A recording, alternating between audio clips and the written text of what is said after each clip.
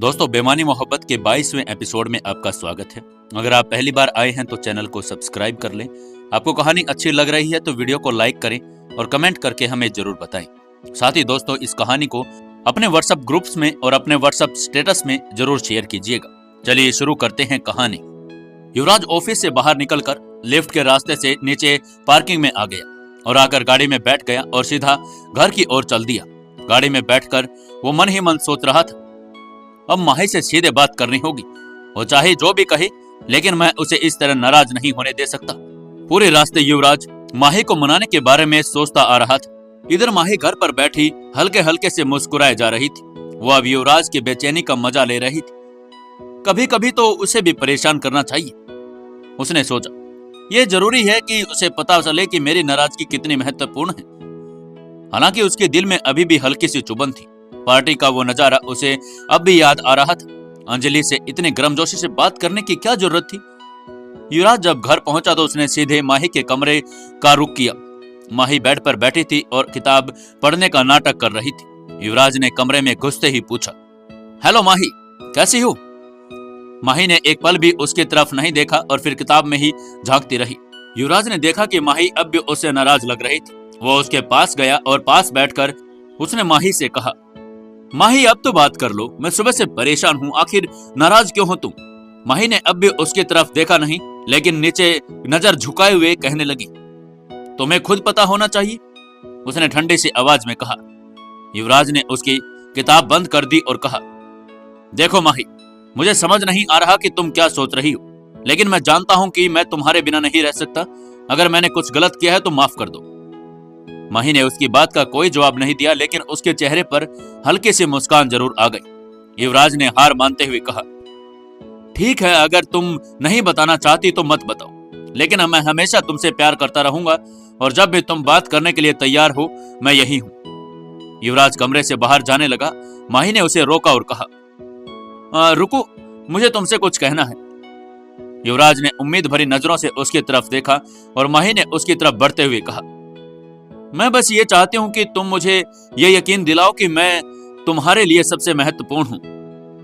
युवराज ने माही को गले लगा लिया और बोला, तुम्हारे बिना मैं अधूरा हूं माही, और तुम ये सब क्यों सोच रही हो?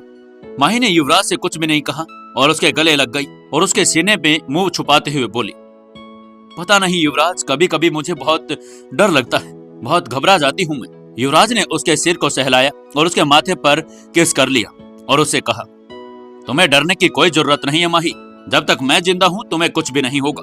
थोड़े टाइम ऐसे ही गले लगे रहने के बाद उनके बीच का प्यार एक बार फिर गहरा हो गया। उसके बाद अचानक से युवराज ने माही से कहा, माही, एक काम करो, तुम जल्दी से तैयार हो जाओ, हमें कहीं बाहर जाना है। माही एकदम सरप्राइज हो गई और उसने पूछा, हमें कहाँ जाना है युवराज? युवराज ने कहा, अभी तुम जल्दी तैयार हो जाओ, मैं चलते चलते रास्ते में तुम्हें बता दूंगा कि हम कहाँ जा रहे हैं।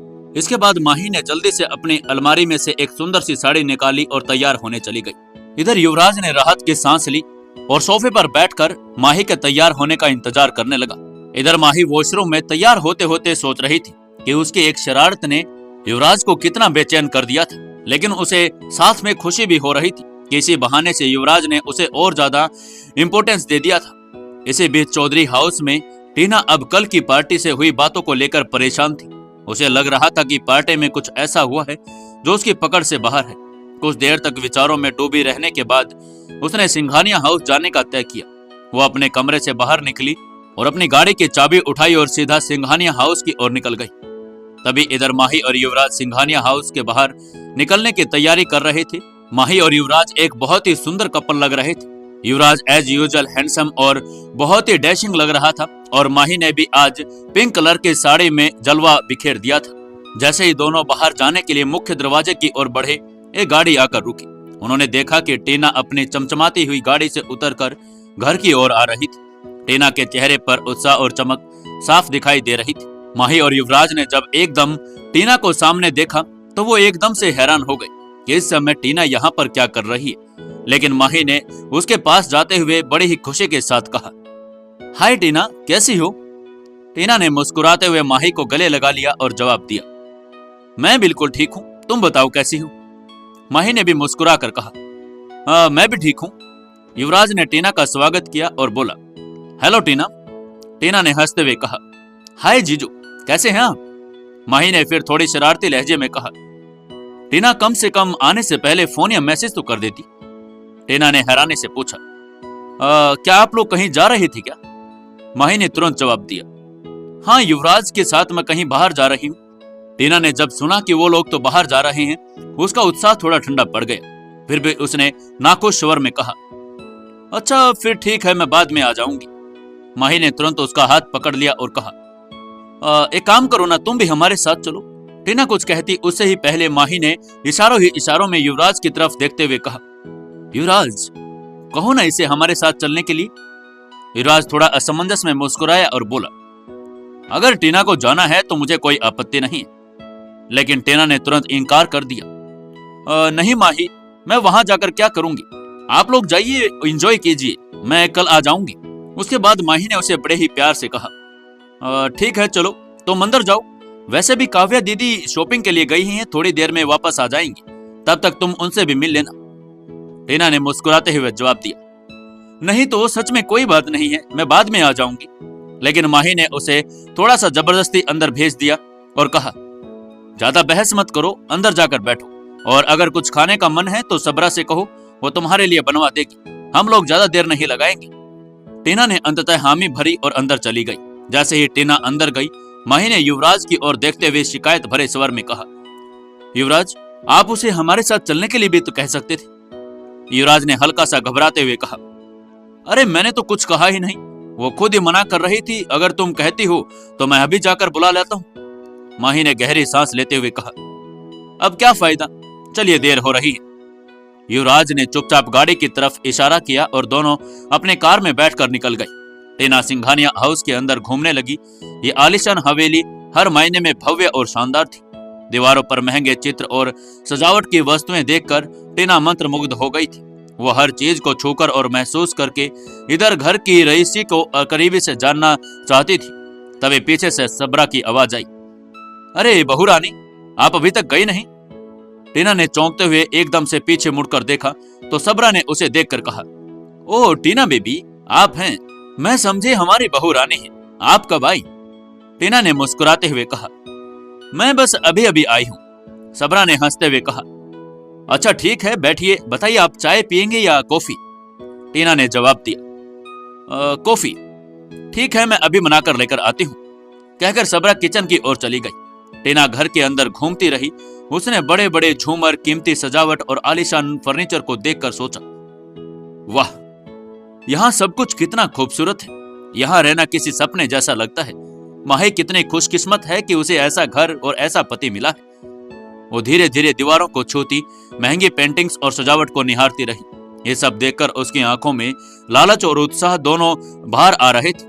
तभी सबरा कॉफी लेकर आई और बोली, लीजिए, आपकी कॉफी तैयार है। टीना ने कॉफी का कप लिया और मुस्कुराते हुए कहा, थैंक यू सबरा। सबरा ने उसे आराम से बैठने के लिए कहा और वहां से चली गई। टीना ने कॉफी पीते हुए फिर से सोचा, अगर मैं माही की जगह होती तो ये सब मेरा होता।